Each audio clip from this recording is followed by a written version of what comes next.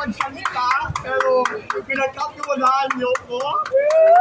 Marami ko ng mga taong nagtiwala sa aking kakayahan. Maraming salamat.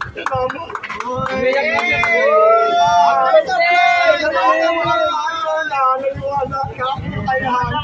Lahat ng mga tao, mga follower ko, talagang kahirap po naging kalagayan ko ng mga nagdaang mga panahon. Pero may mga iinang tao po na tunay na naniniwala. 500 pesos!